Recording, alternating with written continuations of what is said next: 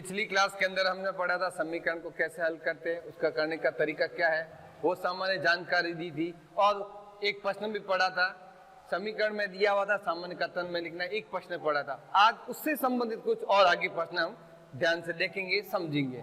पहला प्रश्न है समीकरण रूप में लिखिए। प्रश्न कह रहा है समीकरण के रूप में ही लिखना, ज्यादा कुछ नहीं कहा है, जितना कहा है अपने को उतना ही करना है। क्या कहा है, समीकरण रूप में लिखिए। इसका पहला प्रश्न है a का 10 गुना 70 है। क्या है, a का 10 गुना 70 है। टॉपिक हमारा वही है, कोई अभी चेंज नहीं हुआ है।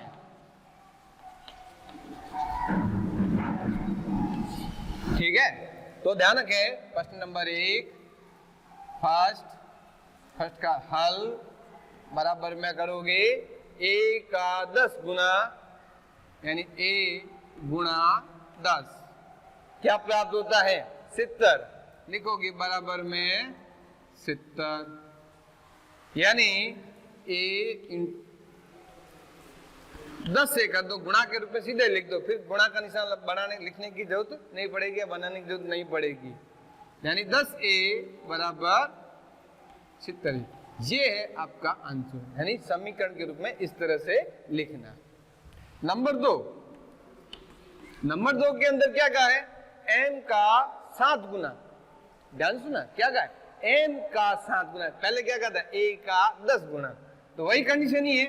आगे वाली कंडीशन को थोड़ा दिमाग में रखना है, यानी m का की जगह क्या करना है, गुणा करना है, ये ध्यान रखें। m इंटू 7 यानी m का 7 गुना और 7 का योग, मतलब जो आया है इन दोनों का गुणा करने में, उसके अंदर इस संख्या को क्या करना, योग करना है। योग का मतलब प्लस 7 आपको क्या देता है, वो 77 देता है। यानी बराबर में कर दोगे 77।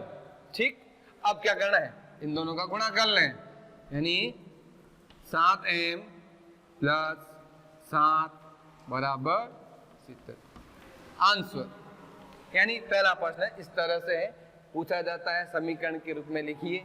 यानी सामान्य कथन दिया हुआ है, आपको समीकरण के रूप में लिखना होगा। ये है आपका पहला प्रश्न है। नेक्स्ट प्रश्न नंबर 2, समीकरण हल करो। देखो पिछली क्लास के अंदर मैंने आपको समझाया था कि समीकरण को कैसे हल करते। आज उससे संबंधित एक प्रश्न लेकर अच्छी तरह से इसको अब समझेंगे। देखो पहला प्रश्न है, यानी 10p प्लस 10 बराबर 100। ठीक है, देखो 10p प्लस 10 बराबर 100। अब ध्यान रखो, यहाँ पर बाएं पक्ष में यदि कोई संख्या स्वतंत्र रूप में है, यानी कहने का उसके पीछे चर पद नहीं है, उस संख्या का ध्यान रखना है। ये आपको दिख रहा है, यह चर पद है, इसके पीछे चर पद नहीं है, इसलिए हम क्या करेंगे, इस संख्या को दूसरी तरफ ले जाएंगे।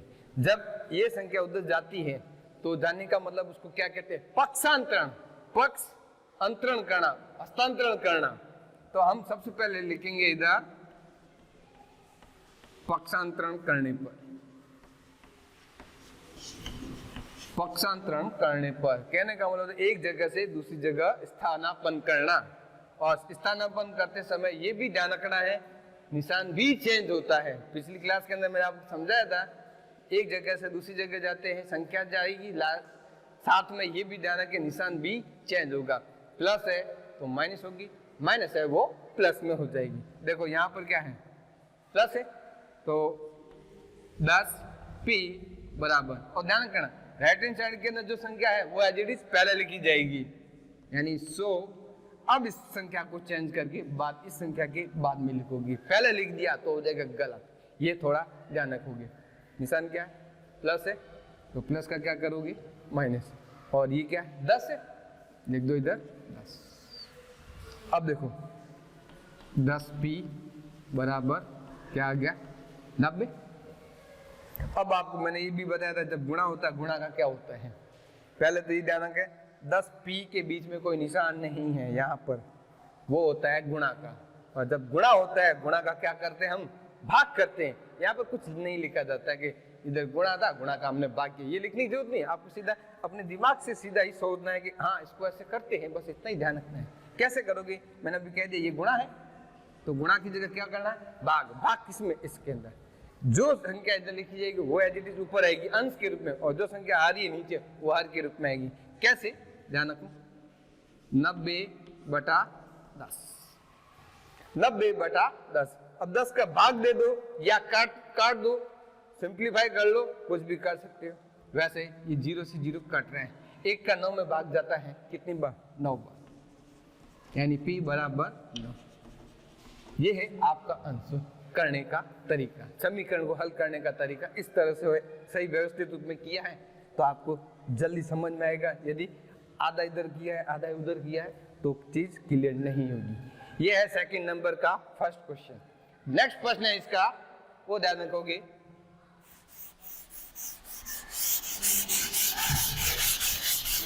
अब है सेकंड का सेकंड।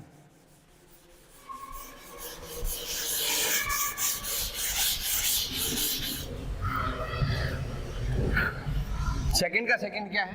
देखें इधर, 2 कोष्टक के अंदर है x + 4 बराबर 12। ठीक है, ध्यान रखें ऐसा प्रश्न होता है तो उसको कैसे करते हैं। इसके करने के 2 तरीके हैं, मैं आपको दोनों तरीके समझा दूंगा। जो आपको समझ में आए एज इट इज वो कर सकते हैं। एक तो तरीका ये है, इसका मतलब ध्यान रखना, जब कोष्टक की आगे की संख्या है उसके बीच में कोई निशान नहीं है, पहली कंडीशन, वहां पर क्या है? गुणा। ठीक है, तो आप क्या करोगे? इनका गुणा करोगे, यानी इस 2 को x से गुणा करना और फिर वापस क्या करना? 2 को 4 से गुणा करना, यानी 2 बार गुणा करना है, एक बार नहीं। उस कोष्टक के अंदर कितनी संख्या है?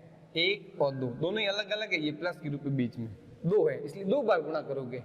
नहीं समझ में आता है तो इसका बहुत आसान सा तरीका है, 2 गुणा x, फिर प्लस है प्लस 2 का 4 से, 2 × 4 बराबर 12।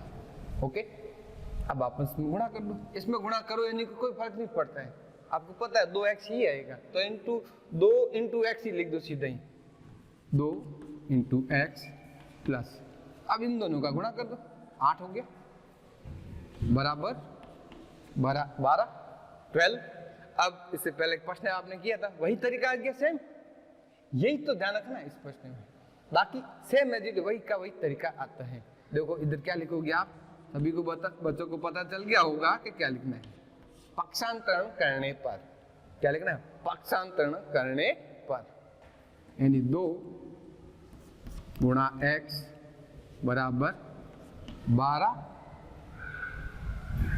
माइनस की 8। अब क्या है?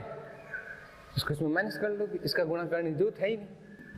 2 गुणा x बराबर कितना है? 4। अब ये गुणा है, गुणा का क्या हो जाएगा? भाग, यानी x बराबर 4/2, यानी x बराबर 2। कोई समस्या? देखिए अच्छी तरह से, 2 का x से गुणा ये किया, 2 का 4 से किया, बराबर में 12। इस पे गुणा करें या नहीं करें कोई जरूरी नहीं है, इन दोनों को आपस में गुणा कर दोगे। फिर सेम प्रश्न वही जो सेकंड के फर्स्ट में प्रश्न था, यहाँ पे लिख दोगे पक्षांतर करने पर ये संख्या ट्रांसफर हो जाएगी, निशान से चेंज हो जाएगी, प्लस है तो माइनस है, माइनस होगी तो प्लस होगी। माइनस कर लिया, कितना है? 4। ये गुणा है, गुणा के रूप में 2 है इधर, तो 2 का इधर क्या हो जाएगा? भाग में 4। जो भी आपका आंसर आएगा x का मान वो ये आएगा। अब किसी बच्चे ने पूछ लिया है सर ऐसा जरूरी है? मैंने कहा कोई जरूरी नहीं है, इसी प्रश्न को मैं दोबारा समझा रहा हूँ, रिपीट में कर रहा हूँ, लेकिन तरीका अलग है। एक चीज तो आपको पता चल गई होगी, इस प्रश्न में फर्क होगा, लेकिन आंसर में फर्क नहीं होगा, ये थोड़ा ध्यान रखोगे। हाँ, इसके अंदर क्या लंबा होगा, वो छोटा हो सकता है। देखो यहाँ पर ये संख्या किस रूप में? गुणा के रूप में। तो अब आप क्या करोगे? सीधा ही इस संख्या के नीचे लेके आओगे। पता है हुआ है वैसे, गुणा के रूप में हो तो गुणा का क्या होता है? भाग। क्यों? आप किसी ने बच्चे ने पूछा कि सर ये 2 का सीधा इधर कैसे? मैं एक बात करूंगा, यहाँ पर चर पद x है, ठीक है, इसलिए हम ये कंडीशन इसमें अप्लाई कर सकते हैं। देखो कैसे, x + 4 बराबर 12। ओके, अब देखो इससे भी सिंपल प्रश्न बन गया, जैसा सिंपल प्रश्न आता है 2 इसमें कर दोगे, भाग के रूप में लिखोगे, नहीं लिखा तो गलत हो जाओगे। इतना ही किया ना मैंने, x + 4 = 12, तो हो गया गलत, तो मैं कहूँगा 2 कहाँ गया, ये भाग देना पड़ेगा। अब आप क्या करोगे, x + 4 = 6।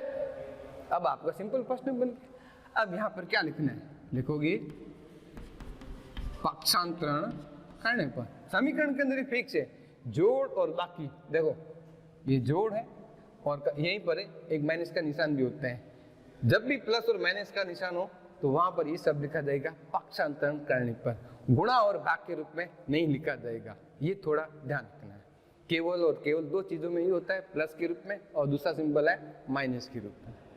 अब चेंज कर लो, x = 6 माइनस के 4, देख लो प्लस का था, मैंने क्या किया माइनस के 4, यानी x = 2।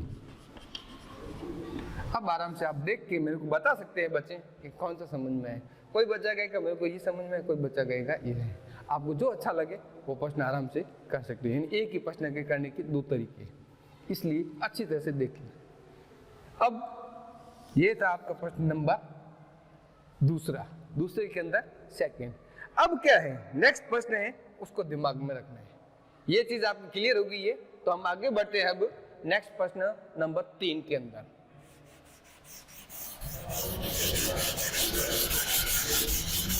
प्रश्न इधर लिखे हुए हैं, आराम से आप देख सकते हो, इसको हटाने की जरूरत भी नहीं है।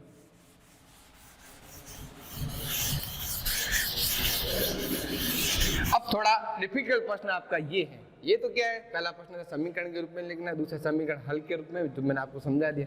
ये प्रश्न अलग से होता है। ये एक प्रश्न की लैंग्वेज को जिसने समझ लिया तो आपके लिए प्रश्न में कहीं समस्या नहीं आएगी। तो ध्यान रखें, प्रश्न नंबर 3 सॉल्यूशन लिख दो, हल लिख दो, कुछ भी आंसर लिख दो, जो भी लिखना है लिख सकते हो। अब प्रश्न की जैसे कंडीशन कही है वैसे हम बात करेंगे। राजू के पिता की आयु राजू की आयु की 3 गुने से 5 वर्ष अधिक है। कौन बड़ा है कौन छोटा है, इस प्रश्न के अंदर ये ध्यान रखना है। 2 शब्द ध्यान रखना है, एक पिता होता है, एक पुत्र होता है। पुत्र सबसे छोटा होगा हमेशा, पिता बड़ा ही होता है, इतनी कॉमन सेंस बात है, सबको पता है। जो पुत्र की आयु उसके 3 गुने में 5 जोड़ दोगे, जो पिता की आयु के बराबर होगी। देखो कैसे, प्रश्न आगे पूरा पढ़ेंगे, उसके बाद आगे देखते हैं। राजू की आयु ज्ञात कीजिए। मैंने लिखा इस प्रश्न के अंदर राजू की आयु, आपको इतना भी ये भी कह सकता है राजू की वर्तमान आयु ज्ञात कीजिए, तब भी प्रश्न वही है, चेंज नहीं है। तो आप क्या करोगे, यदि प्रश्न में आगे ध्यान रखना, यदि पिता की आयु 44 वर्ष हो, पिता की आयु कितनी है 44 वर्ष। देखो किसकी आयु ज्ञात करनी, राजू की ज्ञात करनी है ना, तब आप क्या लिखोगे, सपोज के अंदर हमारे पास कोई संख्या राजू की तो है नहीं, राजू की संख्या के आधार पर ही पिता की आयु निकाली गई है, जो पिता की दी हुई है, लेकिन हमें तो उसकी राजू की आयु निकालनी है, इसलिए हम क्या करेंगे, माना कि राजू की आयु, माना कि राजू की आयु x वर्ष, कितनी है x वर्ष। तो क्या करना है, अब देखो कंडीशन जैसा जैसा प्रश्न में कहता है, प्रश्न की लैंग्वेज को दिमाग में रखते हुए करना। हर प्रश्न अलग अलग होता है, एक जैसा प्रश्न नहीं होता है, ये ध्यान रखें। माना कि राजू की आयु x वर्ष है, ठीक है। अब क्या करेंगे, एक शब्द लिखना है प्रश्नानुसार। मैं मेरे अकॉर्डिंग नहीं लिख रहा हूं, इस प्रश्न के अकॉर्डिंग है, इसलिए कहा है प्रश्नानुसार, प्रश्न के अनुसार। देखो राजू की आयु x है, ध्यान रखा, वापस आ जाए प्रश्न पर। राजू के पिता की आयु, राजू की आयु की 3 गुनी, किसकी आयु की 3 गुनी है, राजू की। राजू की आपने क्या मानी है, x मानी, उसकी कर दोगे 3 गुनी। समझ में आ रही है ना, राजू की आयु हो गई 3 गुनी से 5 वर्ष अधिक है, से 5 वर्ष अधिक है, तो यहां पर करोगे +5। कोई दिक्कत, कोई समस्या? देखो समीकरण पहले बनाना आना चाहिए, हल तो मैंने क्वेश्चन नंबर 2 में समझाया है। समीकरण जब तक आप सही ढंग से नहीं बना पाओगे तो गलत हो जाएगा। ये प्रश्न की लैंग्वेज पर है। राजू के पिता की आयु राजू की आयु की 3 गुने से 5 वर्ष अधिक है। राजू की आयु होगी x, इसका कर दिया आपने 3 गुना, 5 वर्ष अधिक है। जो लास्ट में कहा यदि इसके पिता की आयु कितनी है, 44 वर्ष है। कहते हैं 44 वर्ष है, यानी x इंटू 3 प्लस 5 बराबर 44 वर्ष। ठीक है, अब सिंपल सा प्रश्न वही तरीका जैसे हल करने का मैंने क्वेश्चन नंबर 2 में समझा है वही है, बस एक थोड़ा ये ध्यान रखना है समीकरण सही ढंग से बना हुआ होना चाहिए।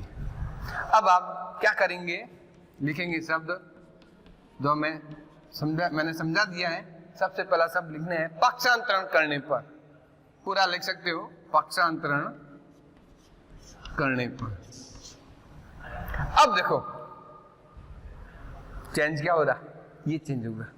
यदि यहाँ पर माइनस होगा तो उधर जाके प्लस होगा, यहाँ पर प्लस है तो वहां क्या हो जाएगा माइनस, यानी x इंटू 3 बराबर 44 माइनस के 5। कोई दिक्कत है? 44 माइनस 5 देख ले अच्छी तरह से।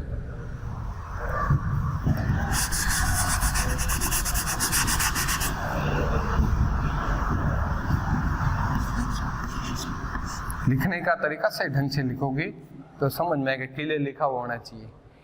x इंटू 3 बराबर 44 माइनस के 5, माइनस कर दो। x इंटू 3 बराबर 44 में से 5 गई, ये माइनस करना है ना चाहिए, ठीक है। 44 में से 5 गए, पीछे रहते 39, ठीक है।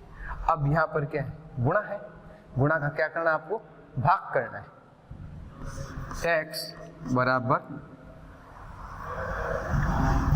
39 गुणा है, गुणा का क्या करना है, भाग बटा 3, ठीक है। भाग दे दोगे, x बराबर 13, 13 तिया 39, 13 तिया 39 यानी 13 वर्ष। ये x किसका माना था आपने, राजू का माना था। फिर वापस एक प्रश्न के अंदर लास्ट में लिखोगे अतः राजू की वर्तमान आयु, क्या लिखोगे, राजू की वर्तमान आयु बराबर 13 वर्ष।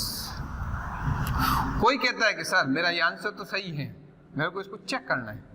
मैं इस प्रश्न में बता रहा हूं, देखें राजू की आयु कितनी है, 13 वर्ष है, या लिख दो 13, 13 का 3 से गुणा कर दोगे, 13 दिया 39, 39 में 5 जोड़ दोगे जो इसकी आयु के बराबर होगा, तो आपका ये आंसर क्या होगा, सही, यानी राजू की आयु जो आई है वो एकदम सही होगी, करेक्ट होगी। ये था प्रश्न नंबर आपका 3 करने का तरीका। इस तरह से जैसे जैसे प्रश्नों में जाओगे उसके करने के तरीके सेम वही रहते। एक हमेशा ध्यान रखना है, प्रश्न का समीकरण सही ढंग से बना हुआ है तो उसका हल सही तरह से कर पाओगे। हल का तो तरीका मैंने सेकंड प्रश्न में भी बताया। आपको लगता है कि एक और प्रश्न समझाना है, मैं समझा सकता हूँ। देखो एक प्रश्न एक और समझ लेते हैं, नहीं तो आप देख लो, 2 प्रश्न मैं आपको होमवर्क के रूप में दे रहा हूं। सिंपल प्रश्न है, उस सिंपल प्रश्न को करना है। यह है गृह कार्य, ठीक है। पहला प्रश्न है सामान्य कथन में लिखो।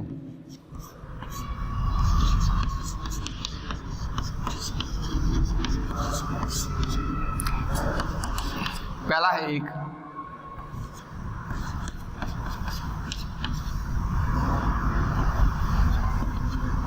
सामान्य कथन में लिखना है, ध्यान रखें। नेक्स्ट है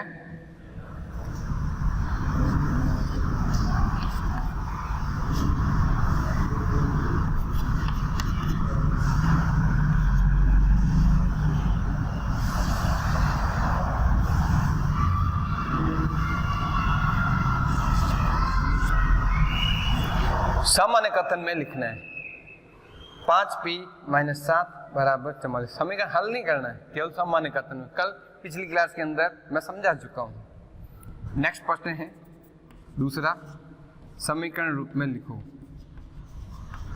समीकरण के रूप में लिखो, लिखी, जो भी कह सकते हो। x का तिगुना करने पर 24 प्राप्त होता है।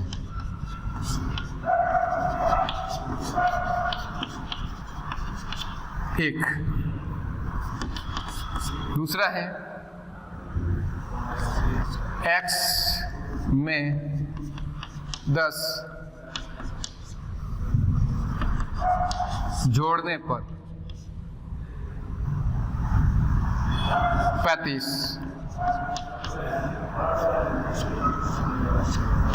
प्राप्त होता है। और लास्ट प्रश्न एक है, समीकरण हल कीजिए। समीकरण हल करो। एक ही प्रश्न इसमें दे रहा हूं मैं, ध्यान से देख लें। 2x - 7 = 21। ठीक है, यह प्रश्न आपको कॉपी में राइट डाउन करने हैं। Okay, bye.